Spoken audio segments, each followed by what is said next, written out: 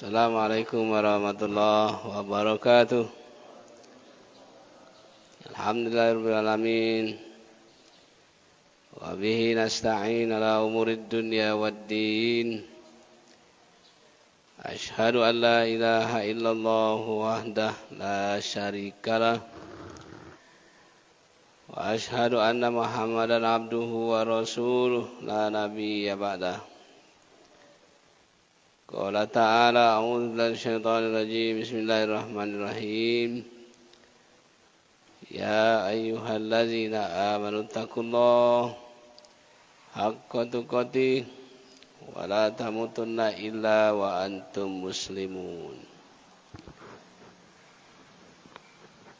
Bapak dan Ibu yang saya hormati, mari kita bersyukur alhamdulillah. Pada pagi hari ini kita masih diberikan kesempatan oleh Allah Subhanahu wa taala untuk melaksanakan ibadah salat subuh. Kabar dan salam semoga dilimpahkan kepada Nabi kita Muhammad sallallahu alaihi wasallam. Bapak dan Ibu, agama Islam kita ini insyaallah akan membawa keselamatan dunia dan di akhirat. Oleh karena itu, bukan kita saja yang beriman, bukan kita saja yang beribadah, tapi generasi-generasi setelah kita diharapkan untuk meneruskan, mewariskan ajaran agama kita. Bukan karena Allah telah menjelaskan dalam surat An-Nahl 125, Ud'u ila sabil rabbika bil hikmah wal mau'izah wajadilhum billati hiya ahsan. Allah menyuruh, ajaklah orang di jalan Allah secara hikmah dan melalui tukar fikiran, diskusi, dan melalui pembelajaran. Kita merasa khawatir kalau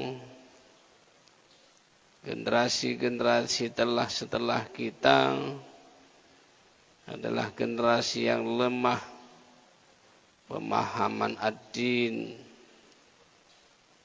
tafaqquh fid-din, mendalami ajaran Allah Subhanahu wa taala.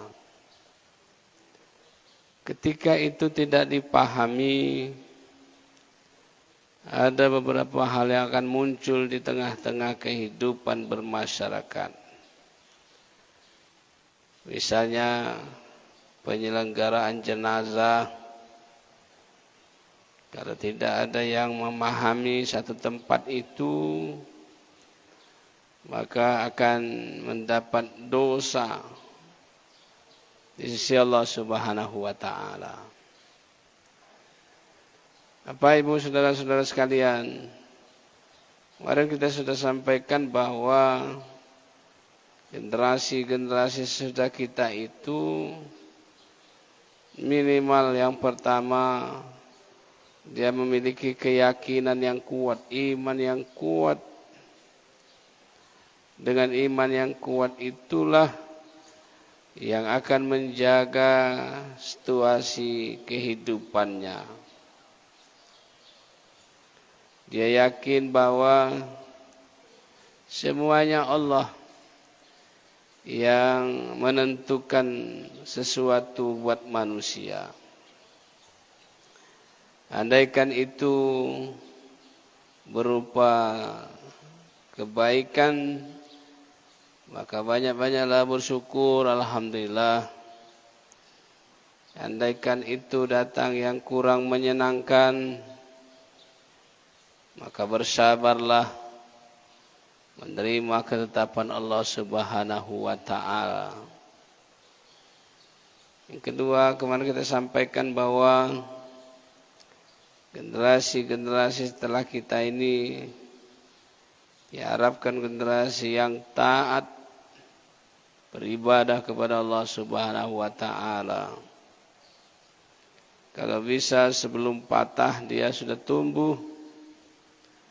Jangan patah tumbuh berganti. Belum siap yang tumbuh itu, yang dahan pokoknya sudah mati.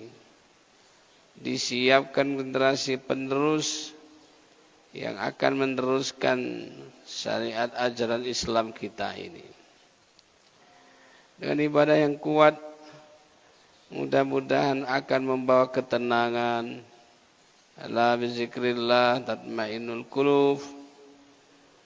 Dengan beribadah, dengan berzikir kepada Allah, akan mendapat ketenangan, kebahagiaan di dunia dan insya Allah kebahagiaan di akhirat. Yang tidak kalah penting adalah generasi setelah kita memiliki moral fos, akhlak yang mulia. Inilah yang dibicarakan oleh para petinggi kita di pusat sana. Sebagian mengatakan betapa rusaknya akhlak generasi-generasi setelah kita, akhlaknya. Mereka tidak saling menghargai, tidak saling mencintai satu dengan yang lain.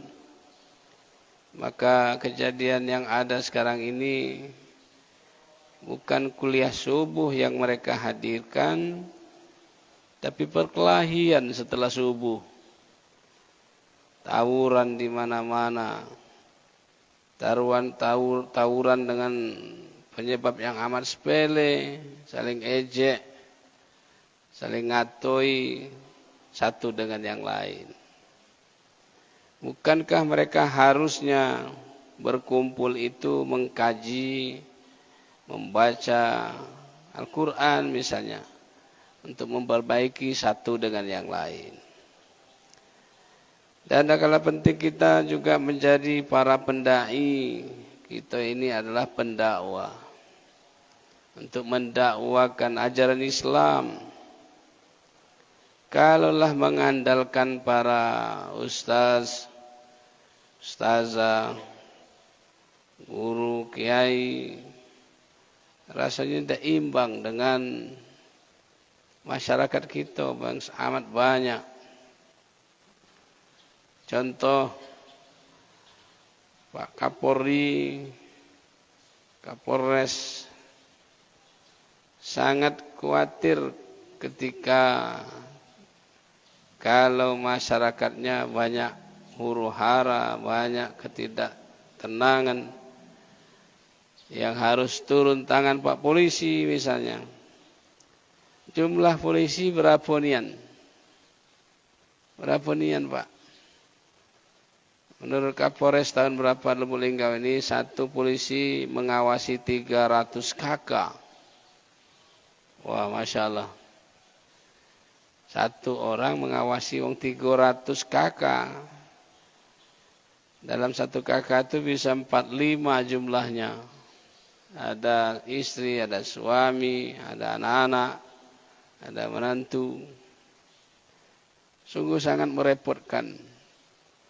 Tapi Pak Kapolri Polres nyatakan kalaulah masyarakat itu damai, masyarakat itu tidak huru-hara, maka Pak Polisi juga ikut aman.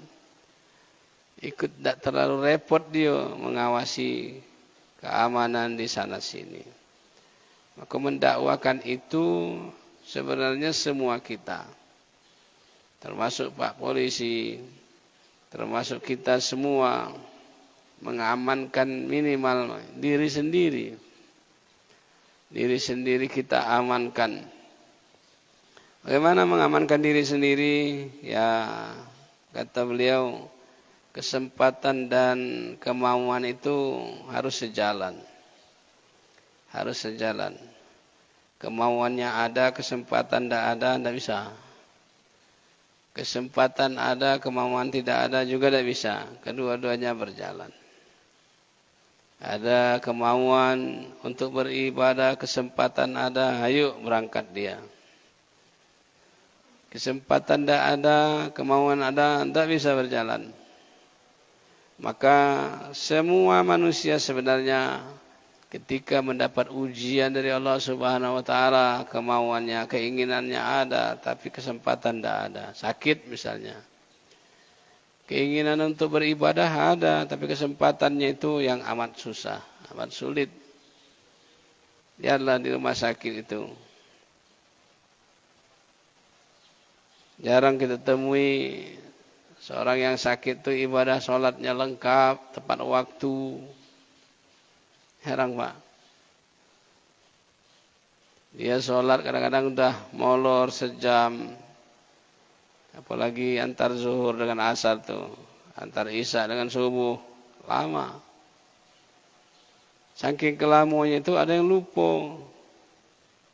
Keluarga yang nunggu lupa ngasih tahu. Pak, Bu, ini subuh sudah masuk nih. Nah yang hebatnya mohon maaf. Yang sakit lupa. Yang nunggu udah ingat. Dem kedua-duanya lewat. Malah yang ditunggu oleh yang nunggu itu manalah ini jeruk nak datang nih. Manalah pisang. Yang sakit tenggorokannya pahit. Yang nunggu disantuangnya galau. Dilahapnya galau. Akhirnya yang sakit tambah kurus. Yang nunggu tambah gemuk. Jadi Bapak Ibu saudara-saudara sekalian, mendakwakan Islam itu semua jurusan, semua pihak sesuai dengan kemampuan yang ada. Dagang dia berdakwah cara dagang, sekilonya 10 on. Itu sudah berdakwah itu. Cuman ada juga yang jujur Pak, sudah dibungkusnya, sudah dibuatnya secara bagus. Dia ngomong, Pak, saya nerima ini dari yang jual. Kata wong jual sekilo. Saya tidak tahu apa sekilo ini apa tidak. Nah, ada yang jujur kayak gitu, Pak. Ini yang saya beli tadi macam inilah, maka yang saya jual juga macam ini. Berbeda Nabi kita Muhammad sallallahu alaihi wasallam berjualan. Injak tahunya Pak modal, Pak. Kalau injak tahu agak susah juga Pak ya, tapi Nabi tidak susah dia. Saya beli sekian, saya jual sekian. Kamu nak ngunjuk untung berapa? Saya beli 50.000 nih. Berapa nak ngunjuk? Oh 55, berarti 5.000 untuk saya ya. Cuman saat itu belum pakai apa Pak, belum pakai pesawat, beli barang tuh, belum pakai kargo, ongkosnya tidak terlalu berat. Nah kalau kita ada yang pakai pesawat, ada kargo, ada apa namanya itu, angkutan khusus untuk barang, maka dinilai harganya ditambah dengan ongkos. Yang beli tadi nak nginap di hotel, yang beli tadi nak makan es teler, maka itu dihitung. Akhirnya harganya bisa menjadi 50, bisa jadi 60. Cuman yang punya akhlak berdagang seharusnya janganlah sampai 2 kali lipat. Harga 50 dijual 150. Itu menzalimi si pembeli tidak tahu dia. Nah yang jual tadi kena hitungan itu tadi, ke Jakarta ongkos, makannya, pesawatnya, sewa rukonya, sewa untuk pembantu dan lain sebagainya. Itu juga harus dipahami bagi yang membeli. Jadi mendakwakan Islam sesuai dengan kemampuan kita.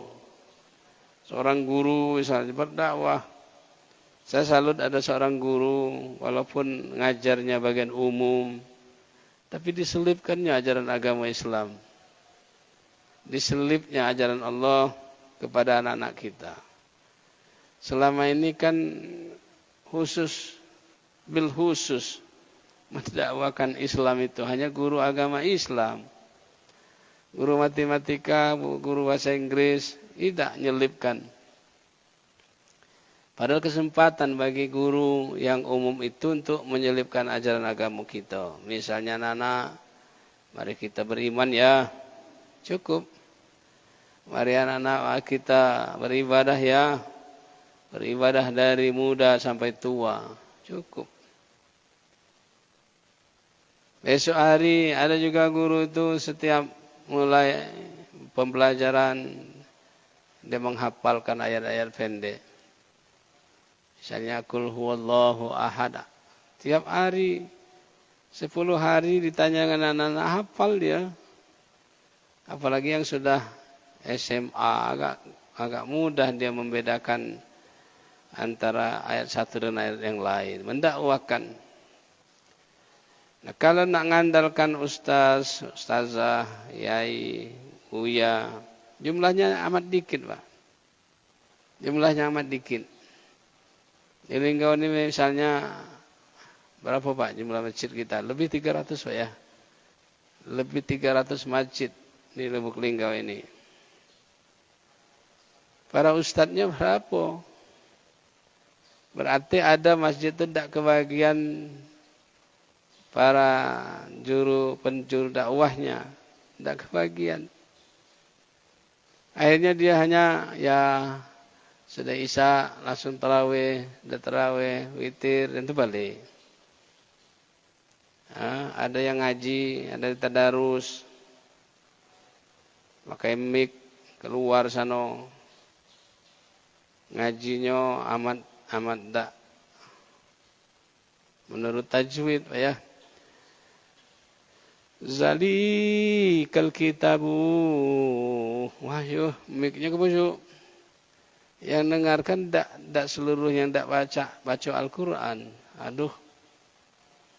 Maka ada anjuran memang. Walaupun ada protes saya. Khusus yang kayak gitu cukup di luar saja. Atau mic dalam saja. Mic dalam saja. Ketika itu yang tidak benar. Ya cukup dalam saja. Dan mungkin ada yang nunjuk nasihat, nunjuk pembelajaran. Kayak azan, misalnya ada yang pendek, baca panjang. Nah, kita kasih nasihat. Tapi kadang-kadang kita kasih nasihat itu tidak ditegurnya Pak. Sampai 4 bulan tidak tegurnya. Gara-gara nunjuk masukkan bahwa apa yang dibaca tadi kurang benar menurut tajwidnya. Berdakwah sesuai dengan kemampuan kita masing-masing. Yang sangat dibutuhkan sekarang ini di samping itu adalah mendakwakan di daerah-daerah terpencil alias transmigrasi. Ya, daerah-daerah terpencil, daerah-daerah pelosok itu Pak, maaf. Ada yang sekolah agamanya tamat, dia tidak galak lagi tinggal di desa itu. Aku nak ke kota baik katanya. Nak merubah nasib. Kalau tidak dirubah, ya payah, deres, motong inilah katanya. Lari siko. Yang di desa stoknya itulah makin lama makin habis, makin lama makin tua. Kalau ada kata petugas deh, mapu adonyo nak bar lah situ. Allahu Akbar, bar lah situ ada ya. Yang imam pun itu. Yang khotib pun itulah yang dibacanya. Kena tak kata pengetahuan tentang itu. Misalnya bulan puasa ini dibacanya Proklamasi Indonesia. Yang bawa bukan 17 Agustus nih Pak. Kaitan dengan kondisi kurang dipahami karena memang pengetahuannya batas itu. Karenanya mari kita bersama-sama mendakwakan ajaran Islam. termasuk dakwahnya orang Iran, Pak ya. Kita ini sama Islam. Itu dakwah dia, Pak. Kaget dulu masalah sekte-sekte, kaget dulu masalah kelompok-kelompok. Yang penting kita sesama Islam. Iran itu ada menganggap bahwa kelompok dia Syiah kan, kelompok Syiah dia itu. Maka negara-negara lain yang Islam kurang sepakat dengan itu. Cuman Iran ngomong kita ini sama Islam. Dia sebelum meluncurkan rudalnya itu baca Allahu Akbar. Bismillah Allahu Akbar. Oh. Jadi ada pendakwaan walaupun itu tentara, dakwah tentaranya ada. Ketika sudah menemui sasaran, apa kamu? Alhamdulillah. Insyaallah luar biasa, Pak. Jadi satu sisi ya firqah aliran-aliran dalam Islamnya amat banyak. Maka yang paling benar, yang paling diridhoi Allah hanya satu. Apa yang satu itu? Yang benar ikut Al-Quran, yang benar mengikuti sunnah Rasulullah Sallallahu Alaihi Wasallam. Maka masing-masing mengatakan, oh kami kan pengikut Al-Quran, kami kan pengikut sunnah. Kalau begitu sama, benar. Tapi mungkin ada hal-hal yang memang pemahaman-pemahaman yang kurang sepaham. Ya, kalau mengenai ketidaksepahaman yang sifatnya kecil, yang sifatnya sunnah, oke. Tapi kalau pemahamannya tentang globalitas ajaran Islam, itu perlu dipertanyakan. Misalnya syahadatnya seperti tahun berapa itu? Syahadatnya ditukar ya Pak. Asyhadu an la ilaha illallah wa asyhadu anna zikrullah. Rupanya gurunya namanya zikrullah. Tukarnya syahadat. Bukan wa asyhadu anna Muhammadar Rasulullah. Jadi wa asyhadu anna zikrullah. Masya Allah, kan sudah syahadatnya sudah tidak cocok dengan aturan ajaran agama kita. Oleh karena itu mari Pak kita bersama-sama, apapun profesi kita, profesi Google, apa salahnya juga dimasukkan ajaran keislaman. Ayo kita buka Google ini, bismillahirrahmanirrahim. Itu kesempatan juga Pak, Google itu dengan mensiarkan ajaran agama kita. Yang itu langsung menyentuh orang-orang yang bersangkutan. Untuk mendatangkan pengajian-pengajian macam ini kan ada khusus. Kalau Google itu siapa baik baca. Maka saya salut ada kawan-kawan kita buat semacam himbauan, ayo subuh. Dalam apanya? Ayo subuh. Cuman ayo subuh dia banyak Pak di share-nya, tinggal yang baca, ya belum subuh aku nih. Jadi ada manfaat untuk mensiarkan ajaran agama kita. Mudah-mudahan agama kita ini terus akan berkembang di masa-masa yang akan datang melalui tentu generasi-generasi muda kita yang akan meneruskan syiar ajaran agama ini. Mudah-mudahan amin ya rabbal alamin. Terima kasih. Assalamualaikum warahmatullahi wabarakatuh.